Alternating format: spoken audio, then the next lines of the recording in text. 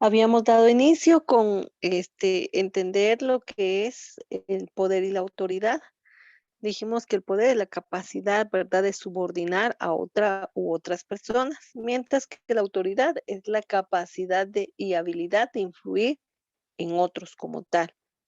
El poder en un momento se va a centrar, ¿verdad?, en una acción coercitiva, en una acción de recompensa, en una acción legítima, experta, de referencia o informativa, mientras que la autoridad se establece, ¿verdad?, en una forma operativa, aceptable o formal. Teníamos que el poder es la capacidad de imponer un mando como tal sobre otra persona para que lleve a desarrollar algo. Y nosotros habíamos mencionado que el poder pues se establece, ¿verdad?, en todo rango jerárquico, que el poder en un momento determinado lo puede tener un dueño, un jefe, un administrador, la persona que fue contratada para ejercer este puesto como tal, esta capacidad. Teníamos también, ¿verdad?, que existen tipos de poder.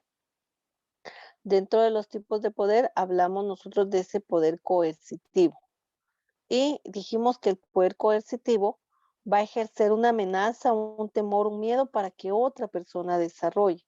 Muchas veces, algunos se valen, ¿verdad?, por esa autoridad, ese poder que tienen, en el sentido de establecer y decir, bueno, o lo hace o lo despido, ¿verdad?, o pierde su trabajo. Entonces, ahí es donde genera esa amenaza, ese temor en la persona como tal. Y continuando, dice, tenemos el poder de recompensa. Este tipo de poder se ejerce al generar un intercambio. Regularmente una recompensa, pues, tendría que ser un valor agregado. Nosotros vamos a entender esta recompensa como la parte de la remuneración salarial que vamos a tener. Todos trabajamos, ¿verdad?, en una jornada, en un horario específico, y sabemos que a finales de mes, ¿verdad?, vamos a obtener nosotros un salario. Eso es por recompensa. Difícilmente, pues en algunos casos, llamémoslo así, ¿verdad? Vamos a encontrar situaciones que nosotros vayamos a trabajar solo por el amor al trabajo como tal, sino en su mayoría, pues todos trabajan, ¿verdad?, por un salario como tal. Y eso podría ser una recompensa. Les decía la vez anterior que también por recompensas cuando nos dicen, ¿verdad? Bueno, trabajemos y si alcanzamos o sobrepasamos nuestra meta, vamos a tener un incentivo, vamos a tener una comisión. Eso ya es extra, ¿verdad? Ya sabe usted que va a recibir su salario, pero si usted sobrepasa la meta o llega a su meta, usted sabe que tiene un estímulo. Esa es una recompensa como tal. Tenemos el poder de legitimidad. Este poder legítimo, nosotros vamos a entenderlo como aquel que nosotros delegamos a alguien más. Nosotros mismos elegimos, ¿verdad?, a quién vamos a tener en este poder. Por ejemplo, viéndolo desde un punto fuera empresarial, nosotros elegimos a nuestros gobernantes, al presidente y a las autoridades, y él es el que tiene el poder, ¿verdad?, sobre las personas. Ahora bien, aterrizando nuevamente desde la empresa, pues nosotros sabemos que el poder legítimo lo establece el dueño de la empresa, el gerente, el jefe, el supervisor, el coordinador, porque para ello fue contratado. Entonces, el poder legítimo lo establece de forma jerárquica la empresa que ha contratado a la persona como tal. Aparece un poder experto. El poder experto se basa, como indica su nombre, en la experiencia o dominio que se pueda tener en una habilidad. Y aquí automáticamente, ¿verdad? Existen personas que han llevado por años su trabajo y que por lo tanto, ¿verdad? Ellos saben cómo hacer y deshacer dentro de sus funciones. Y ese poder lo llevan a ejercer porque saben muy bien cómo establecer cada una de sus actividades dentro de su trabajo. Luego tenemos el poder referente. El poder referente es aquel que ejerce desde dos grupos de individuos que comparten los mismos intereses. En este caso, la persona o el referente, dice, va a poseer el poder de influir en estos colectivos y que se van a considerar como un modelo a seguir. Por lo tanto, en este caso, ¿verdad? Las personas de los cuales él va a dirigir sobre el cual él tiene poder, pues van a llevar a cabo todo lo establecido por él. Entonces ahí ya sabemos, ¿verdad? Que en este caso el poder referente, pues va a ser aquel delegado, va a ser también legítimo, puede ser experto en algún momento y puede ser impuesto, ¿verdad? Porque nos van a decir en una empresa, bueno, él es su jefe, a él se va a referir usted para cualquier situación que usted pueda tener como empleado. Y luego tenemos el poder informativo. Acá nos dice que se refiere a la capacidad de influir, de manipular o de coaccionar. Cuando hablamos del poder informativo, va a ser aquel elemento fundamental que va a tener una persona para poder estimular, para poder informar, para poder hacer que las otras personas realicen. ¿Y por qué lo va a tener? En este caso, porque es el que conoce respecto al funcionamiento de todo. Y por ende tiene ese poder informativo. Todo el mundo se va a referir a él, todo el mundo lo va a buscar porque él es el que va a saber cómo resolver o va a saber en un momento determinado qué procedimiento a seguir por la misma información que él posee.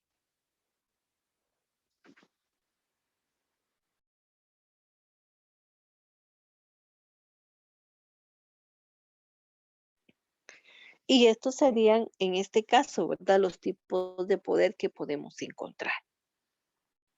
Pero nuestro documento se divide, ¿verdad? Entre poder y autoridad. Tenemos acá, ¿qué es autoridad? Es la habilidad de una persona o institución para influir en otras sin que se necesita ejercer un poder, es decir, sin necesidad de amenazar, ¿verdad? O de infundir temor. La habilidad de la autoridad es indispensable. Hay personas, ¿verdad? Que siempre dicen, ¿verdad? El respeto se gana, no se impone. Y a veces acá, se debe de interpretar esta parte, porque dice que la autoridad, pues, es lo que puede obtener una persona. No necesariamente es mi jefe, no necesariamente es el supervisor, pero la persona tiene ese don de poder ejercer autoridad y dice, pues, vamos a hacer esto y esto, ¿verdad? Y lo hace de tal manera, de una forma correcta y apropiada que todo el mundo trabaja. Mientras que a veces viene el jefe y ejerce su poder, ¿verdad? Y empieza a amenazar, bueno, quien no trabaje, no le vamos a pagar, le vamos a descontar, quien no trabaje, lo vamos a sacar, quien no cumpla con las metas va a ser despedido y empieza a infundir amenazas. Mientras que a veces la persona que no tiene impuesto, no tiene delegado ese poder, ejerce una autoridad y dice, bueno, compañeros, trabajemos, desarrollemos lo mejor que podamos para alcanzar nuestras metas y así, ¿verdad? Poder satisfacer los objetivos que tiene la empresa y todo mundo va encaminado sobre ello. Y vuelvo a repetir, no tiene esa delegación, ¿verdad? De poder, pero sí sabe influenciar en los demás para poder desarrollar las actividades que son necesarias. Acá también vamos a ver la división de este poder, de esta autoridad y dice, existen tres tipos de autoridad. Está la autoridad formal, como su nombre lo indica, ¿verdad? Es establecida. Es la autoridad que se ejerce como consecuencia de ocupar una posición. Es aquella delegada, es la que se establece, ¿verdad? En un puesto. Entonces a usted le dicen, mire, él es la máxima autoridad de acá de la empresa, ¿verdad? Lo que él diga, lo que se va a hacer, lo que él establezca es lo que se va a desarrollar. Y esta autoridad puede ser lineal, puede ser funcional. Dentro de la formal entonces está esta clasificación. La lineal cuando se ejerce de un individuo a otro u otros, lo que se conoce como cadena de mando. Entonces yo ya sé, ¿verdad? Que yo tengo un jefe inmediato y por lo tanto es lineal. Funcional, cuando la autoridad se reparte entre varios individuos que tienen el mismo rango. Y acá siempre les doy este ejemplo. Les he dicho, por ejemplo, que nosotros venimos de forma jerárquica. Está el dueño, está el director, el subdirector, están los supervisores. Entonces, los supervisores se encargan de verificar que todos los docentes estemos desarrollando nuestra clase, que todos estemos acorde a lo que está planificado y que se esté desarrollando según esa planificación como tal. Entonces, esa parte funcional es que hay varios supervisores y todos tienen el mismo rango. No viene un supervisor a mandar a otro supervisor, ¿verdad? Sino ellos están para dirigir a un grupo de trabajo. Entonces, se mantienen, ¿verdad? En ese mismo rango establecido de autoridad. Por lo tanto, a veces se van a dividir en grupos. Por ejemplo, nosotros tenemos supervisores que conforman el área de primaria, el área de básico y el área de diversificado. Y ellos tienen el mismo rango de autoridad, pero cada uno se establece a su grupo. Ahí es donde viene esa forma funcional. Tenemos una autoridad operativa. En esta autoridad operativa dice que no ejerce sobre personas, sino sobre los actos. Y aquí ya cambió, ¿verdad? Es decir, cuando una persona tiene la potestad de autorizar que ciertas acciones se lleven a cabo o no. Ejemplo, cuando el jefe de transporte de una empresa permite que los vehículos cambien la ruta habitual de entregas ante una situación extraordinaria. Por ejemplo, aquí en Quetzaltenango pues existe, ¿verdad? Mucho tránsito y a veces cierran calles. Entonces lo que hacen es que existe un desvío y les dan alternativas a las personas para poder desplazarse en los vehículos. Entonces acá debe de existir un ente, una autoridad que haya, en este caso, aprobado pues el desplazamiento no habitual, ¿verdad? Es decir, una ruta alternativa. Eso puede ser un ejemplo. Una autoridad operativa también permite, por ejemplo,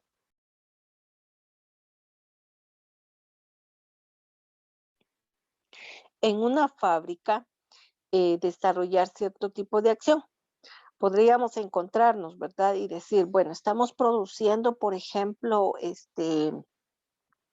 ropa de bebé, camisetitas, guantes, pantalones, no sé, suéteres, entre otros escarpines, por ejemplo. Bueno, entonces se da cuenta que en un momento determinado, pues no hay venta, por decirlo así, ahorita de guantes ni botitas, porque como es temporada de verano, entonces él va a autorizar a que este producto en un momento determinado deje de ser producido. Y entonces él va a pedir mejor que se conviertan en los productores en pantalones cortos. Y ya cambió, ¿verdad? Esa operación que se tenía. También podría tener, ¿verdad? Otra autoridad, esta parte operativa, que en un momento determinado, por ejemplo, en el área de restaurante, las personas, ¿verdad? Están consumiendo más un producto, entonces esta persona va a decir que ciertos platillos ya no van a estar disponibles porque nadie los ha solicitado. Entonces va a cambiar la forma de producción. Y ahí automáticamente podemos observar, ¿verdad?, cómo este acto operativo, esta autoridad específicamente establece el lineamiento de la acción como tal de los trabajadores. Acá tenemos otra y dice autoridad por aceptación. Y yo les decía en la clase pasada, ¿verdad? Que muchas veces esta autoridad por aceptación es aquella que nosotros podemos determinar cuando una persona, por ejemplo, pues no es la autoridad, pero nosotros la aceptamos como tal porque tiene el conocimiento, porque tiene el don, porque maneja muchas cuestiones. Y esa sería por aceptación.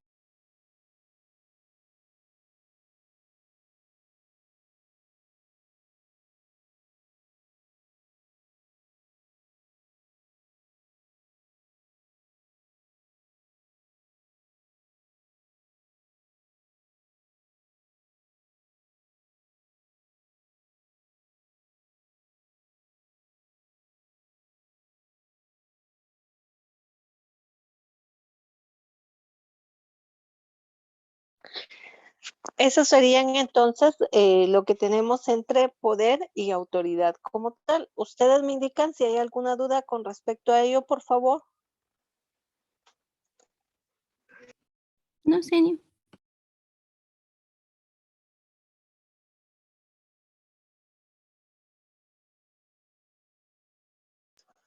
Por favor, vamos a trabajar entonces sobre nuestro resumen sobre el poder y la autoridad y en la próxima clase vamos a observar la última fase de nuestro documento que sería diferencia entre la autoridad y el poder.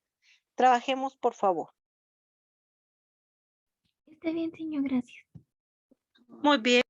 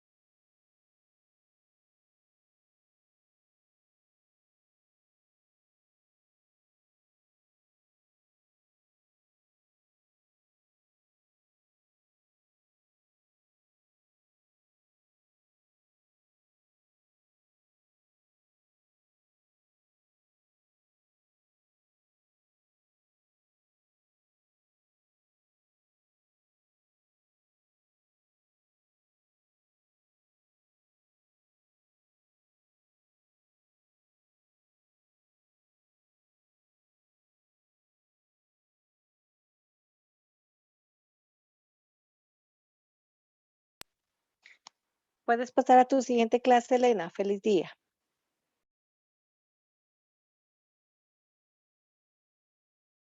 Gracias, señor, igualmente.